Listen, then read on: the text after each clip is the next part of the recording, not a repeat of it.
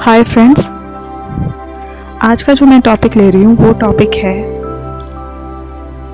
How to speak freely before audience without any hesitations, because I realized there are so many people who have feelings, actually fears, to speak in front of audience. तो सबसे पहले लेते हैं कि आखिर पंगा है कहाँ। देखिए, पंगा जो है वो सिर्फ केवल आपके अपने माइंड का है। और वो है क्या? वो ये है कि आप उस समय जब आप फेस कर रहे होते हो ऑडियंस को, तब आप 10 क्वेश्चंस अपने दिमाग में पहले ही ले आते हैं। और जानते हैं वो क्वेश्चंस होते क्या हैं? पहला क्वेश्चन, यार जो भी मैं कुछ बोलूँगा ये सामने वाले एक्सेप्ट करेंगे कि नहीं करेंगे? वो मेरे बारे में क्या सोचेंगे? वो मेरी बात पे हंसेंगे तो नहीं? वो मुझे जज तो नहीं करेंगे? मेरा बॉडी एक्सप्रेशन क्या है, मेरा बॉडी लैंग्वेज क्या है? ये आपके डर होते हैं। पहले तो आप अपनी ये थिंकिंग, अपने ये क्वेश्चंस बिल्कुल बंद कर दो सोचना। सबसे पहले एक चीज़ हमेशा याद रखें, जो भी जैसा भी है वो अपने आप को ही रखता है। कोई भी किसी को किसी और के नज़रिए से नहीं रखता। और अगर ऐसा वो करता है तो ये तो एक ऐसा कॉपी पेस्ट हो जाएगा जो लोग पढ़ना ही नहीं चाहेंगे यार, बोर हो जाएंगे। तो आप ऐसा बनना ही क्यों चाहते हैं? जस्ट मेक समथिंग ओरिजिनल ना। मैं जब 6th स्टैंडर्ड में थी उस समय मैंने डिसाइड किया था, यार मुझे ना अपने स्कूल में पोएम बोलनी है। अच्छा, वो फर्स्ट टाइम था जब मैं इतने लोगों को फेस करने के लिए तैयार थी। और जब मैंने अपना लिस्ट में नाम दिया, सबके नाम अनाउंस हुए, पर यार मेरा ही नाम अनाउंस नहीं हुआ। मैंने क्या सोचा, यार अजीब है यार, मेरा नाम रह गया यार। What happened with the teacher यार, इन्होंने मेरा नाम क्यों नहीं लिया? ये मैंने बिल्कुल नहीं सोचा था उस समय कि यार मेरे को ये फियर भी हो सकता है। I was about to go first time to face the audience. Am I really ready for this? I was not thinking about all this. I have only one thought, that why teacher didn't announce my name. बस एक ही था। When I asked teacher, ma'am, what happened, ma'am? मेरा नाम नहीं लिया आपने। उन्होंने कहा, बेटा I am really very sorry, I just forgot.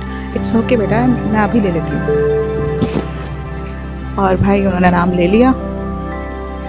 जैसे ही मैं स्टेज पे I and I face the audience, भाई मेरे तो पाँव लड़खड़ा गए। I got blank out. क्या हुआ भाई? ये फीलिंग भी मेरे को पहली बार मिली थी।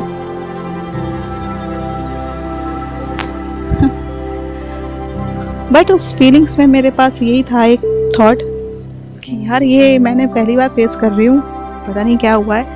और जो पोयम मैंने तैयार की थी, बस उसकी बजाय मैंने कोई दूसरी पोयम सुना दी। वो मेरी नानी की थी। सुनो के क्लैपिंग हो गई भैया, निकल लिए। जब वहां से निकले तो पता चला यार, बाद में मैंने अकेले बैठ के सोचा कि आखिर हुआ क्या था मेरे साथ। मैंने देखा कि मुझे डर लगता है यार ऑडियंस के सामने या पब्लिक एरिया में बोलने से। मैं अपनी पोयम सुना सकती थी, बट मैं उस डर की वजह से मैं अपनी पोयम नहीं सुना पाई। ऐसा मेरे साथ हुआ है। तो क्या किया जाए? बस क्या था, मैंने अपने दिमाग में एक थॉट और लाया कि यार मेरा भले ही वहाँ पे डर था, बट एक पॉजिटिव थॉट मेरे अंदर थी, यार मैं उस चैलेंज को एक्सेप्ट कर गई और मैंने भले ही दूसरी पोयम सुना दी, बट एटलीस्ट मैंने उस पब्लिक को फेस तो किया। अगर मैं इतना कर सकती हूँ तो मैं इससे आगे भी जा सकती हूँ। अगर मैं ये स्टेप ले सकती हूँ तो मैं सेकंड स्टेप भी ले सकती हूँ। बस ये एक थॉट काम कर गया यार। मैंने अपना स्टेप ले लिया। फिर धीरे धीरे धीरे धीरे धीरे जितने स्टेप लेती गई, now I am ready to face number of peoples. I have no fear. अब तो वैसा इतना कॉन्फिडेंस है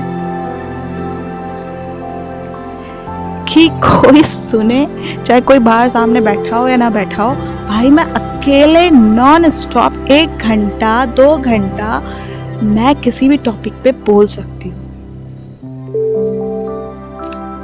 बस जरूरत है अपने आप को रखने की, बजाय दूसरे के बारे में सोचने की कि वो मेरे बारे में क्या सोचते हैं। भाई दुनिया ना इतना टाइम नहीं है किसी के पास कि वो तुम्हारे बारे में सोचता रहेगा। अब तुम्हारी बारी है कि तुम अपने आप को कैसे रखते हो।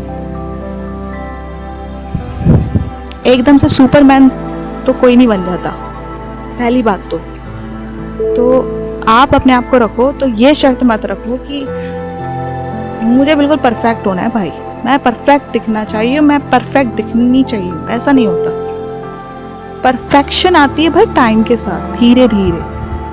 तो वेट करो, काम करो, अपनी जो मिस्टेक्स हैं उनको ध्यान में रखो, उन्हें हटाओ। आई एम 100% श्योर कि आप आज 10%, कल 20% करोगे, 30%, and you will reach to 100% definitely.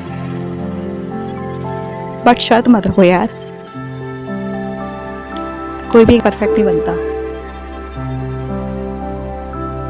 तो पब्लिक एरिया में बोलने के लिए आप एकदम से सुपरमैन नहीं बन जाओगे।